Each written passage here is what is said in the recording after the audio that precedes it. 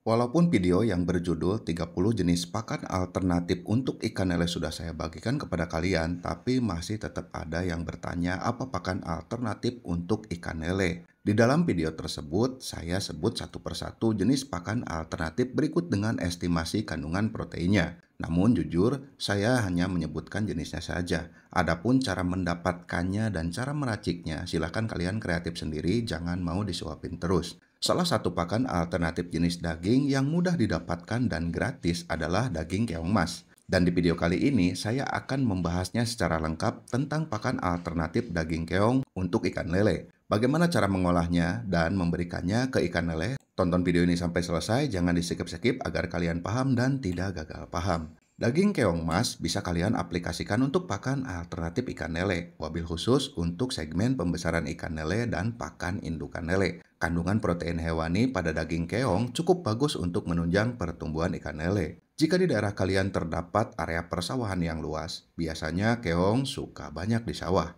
Kalian bisa setiap hari memberi pakan alternatif daging keong ini ke ikan lele dengan durasi pemberian pakan 2-3 kali sehari. Tergantung stok keong masnya banyak atau tidak. Kalau stok keong masnya banyak di tempat kalian dan cukup melimpah, mungkin kalian bisa sehari 3 kali memberikannya ke ikan lele. Tapi kalau sedikit, apalagi tidak banyak, mungkin hanya menjadi sekedar pakan selingan pelet saja.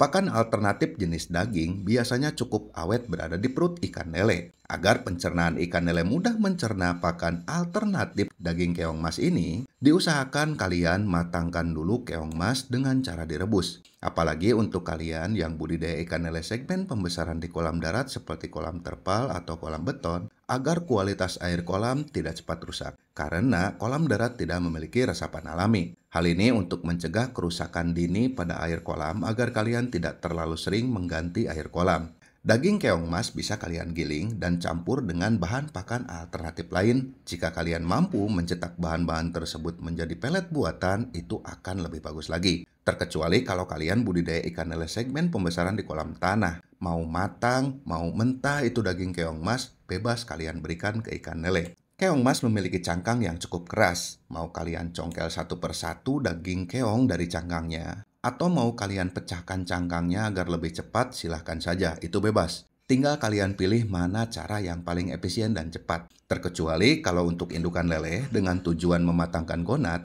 daging keong mas suka sengaja saya berikan dalam keadaan mentah. Malah keong mas yang berukuran kecil suka saya berikan langsung dengan cangkang-cangkangnya. Karena indukan lele yang berukuran besar mampu menelan keong mas dengan cangkangnya. Kalau keong masnya besar, suka disedot atau diseruput oleh indukan lele. Kalau orang Sunda mengatakan dikecerokan seperti itu. Dan perlakuan seperti itu kalau saya lagi sibuk banyak kerjaan. Tapi kalau lagi senggang waktu, saya suka pecahkan cangkang keongnya dan daging keong mentahnya tinggal dilempar saja ke kolam indukan. Terkadang suka ada yang bertanya, bagaimana kalau pembesaran lele dengan pakan full keong mas sampai panen? Ya jelas untung besar dan rezeki nomplok. Apalagi keong mas kalian dapatkan secara gratis tanpa modal. Namun pertanyaannya, apakah kalian punya stok keong mas yang banyak untuk pakan lele? Dari mana kalian mendapatkannya? Sementara yang saya tahu kalau FCR dengan pakan alternatif itu 1:3 bahkan bisa 1:4. Misalnya kalian tebar 1000 bibit lele untuk estimasi panen 100 kg.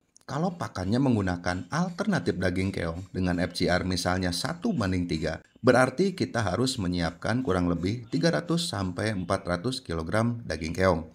Apakah kalian punya stoknya?